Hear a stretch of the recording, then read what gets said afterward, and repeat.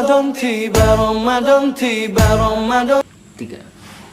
Assalamualaikum warahmatullahi wabarakatuh. Alhamdulillahil qail fi kitabil karim, ya ayyuhalladzina amanu kutiba alaikumus shiyam kama kutiba alal ladzina min qablikum la'allakum tattaqun ayyaman ma'dudat. Al-ayat. Para hadirin kuna Allah Subhanahu wa taala, Ramadan adalah bulan di mana Allah Subhanahu wa taala mewajibkan seluruh kaum muslimin untuk berpuasa di dalamnya. Dan para ulama kemudian telah menjelaskan dalam kitab-kitab fikih mereka tentang siapa saja kelompok orang beriman yang wajib menjalankan ibadah puasa. Yang pertama adalah mereka yang beragama Islam. Kemudian mereka yang berakal sehat, maka tidak wajib bagi orang yang kehilangan akal sehat atau orang gila untuk puasa di dalamnya. Kemudian orangnya telah mencapai usia balik. Usia balik ini ditandai dengan pertama adalah bermimpi. Sebagaimana dalam sebuah hadis Nabi sallallahu alaihi wasallam mengatakan, rufi'al qalam an thalathin, bahwa beban kewajiban menjalankan syariat Islam itu diangkat dari 3 orang.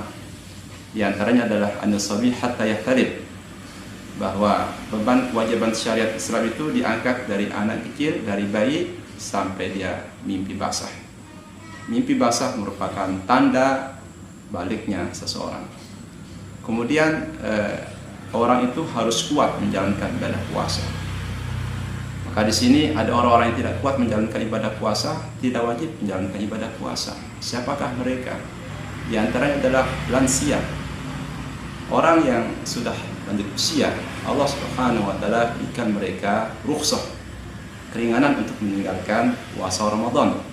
Sebagaimana hukum asal ini telah Allah firmankan dalam ayat 184. Wa 'alal ladzina yutiquna fidyatun ta'amu miskin. Dan orang-orang yang berat menjalankan puasa Ramadan, lantas mereka tidak berpuasa, maka mereka wajib memberikan fidyah.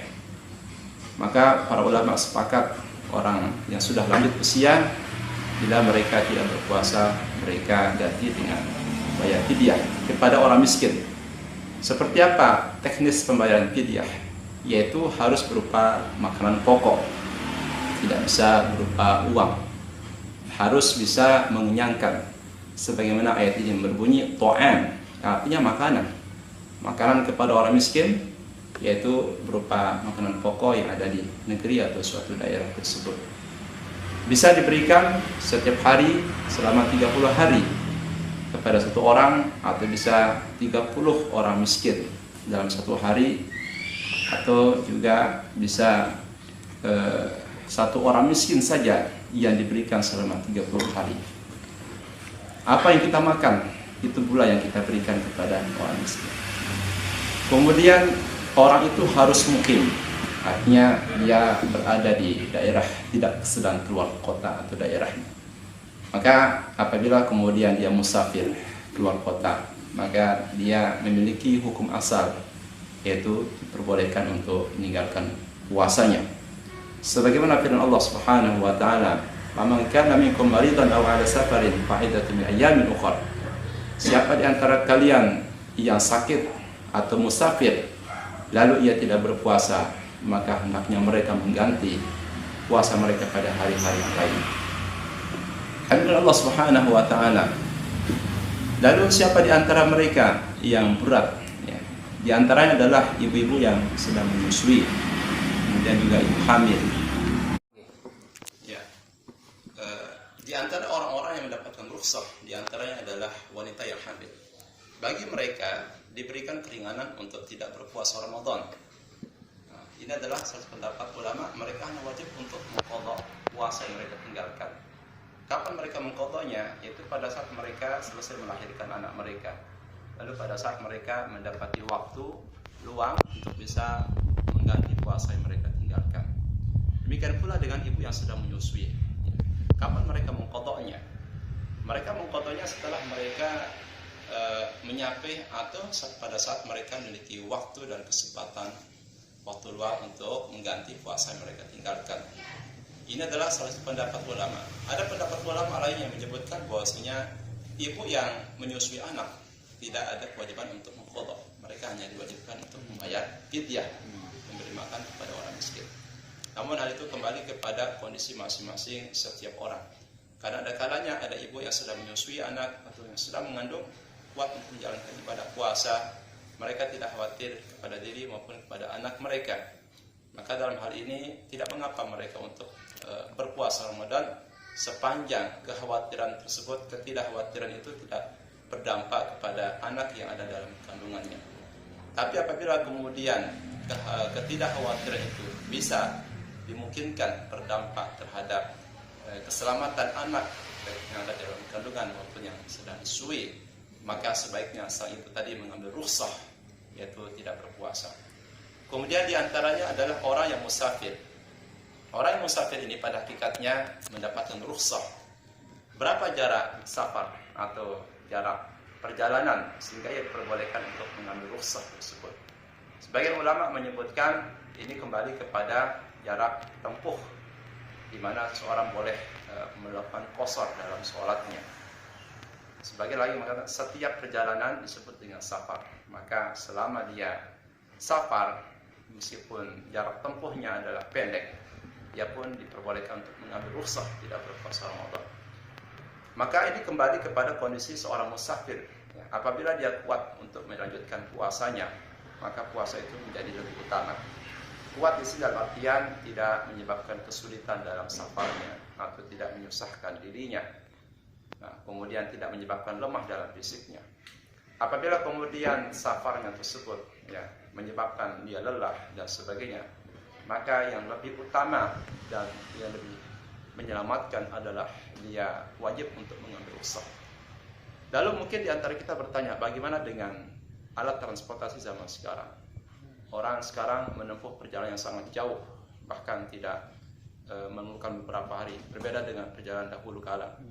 Hari ini transportasi sudah menggunakan mobil, pesawat terbang dan sebagainya, sehingga tidak menyebabkan kesulitan apapun bagi musafir. Apakah dia masih berlaku rukhsah tentunya? Para ulama menyebutkan masih berlaku rukhsah untuk mereka, meskipun perjalanan tersebut menyenangkan, sama sekali tidak menyusahkan. Karena yang dilihat di sini adalah bukan alat transportasi yang dipakai, tapi yang dilihat di sini adalah safarnya, perjalanannya. Maka di sini dia tetap mendapatkan rukhsah meskipun dia menggunakan pesawat terbang atau mobil. Dia diperbolehkan untuk tidak berpuasa. Ini adalah pendapat para ulama. Kemudian bagaimana dengan puasanya orang yang pikun? Orang yang pikun ini adalah kembali kepada keadaan seseorang yang belum balik atau keadaan seseorang yang dikiaskan kepada orang yang gila, yaitu mereka tidak terpenuhi syarat wajib untuk menjalankan ibadah puasa. Karena di antara syarat wajib menjalankan ibadah puasa adalah seseorang itu harus berakal sehat. Adapun orang yang pikun adalah orang yang tidak mengingat apa yang sudah ia lakukan. Dia tidak ingat apa yang ia lakukan, maka dia tidak memiliki syarat taklif. Dia bukanlah orang yang mukallaf, orang yang dibebani kewajiban menjalankan syariat Islam. Maka dia jatuh, dianalogikan sama seperti orang yang gila. Yaitu orang gila, orang yang tidak dibebani kewajiban menjalankan syariat Islam. Oleh sebab itulah kita penting untuk mengetahui fikih-fikih yang terkait dengan ibadah puasa Ramadan kita, agar kita bisa melaksanakannya dengan tepat sesuai dengan petunjuk para ulama, sesuai dengan petunjuk Rasulullah SAW, dengan berbagai macam amalan yang dianjurkan, termasuk di dalamnya adalah dianjurkan untuk menunda sedikit waktu untuk bersahur, dianjurkan untuk makan sahur meskipun seteguk air minum karena di dalamnya terdapat keberkahan. Kemudian dianjurkan untuk mempercepat berbuka puasa.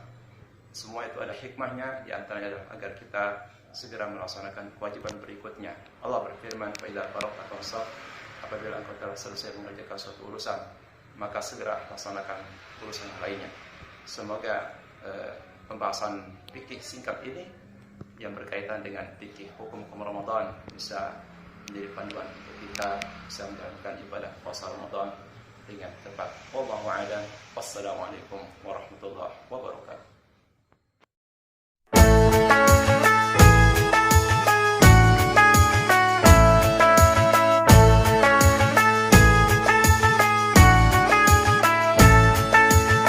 رمضان تیبه رمضان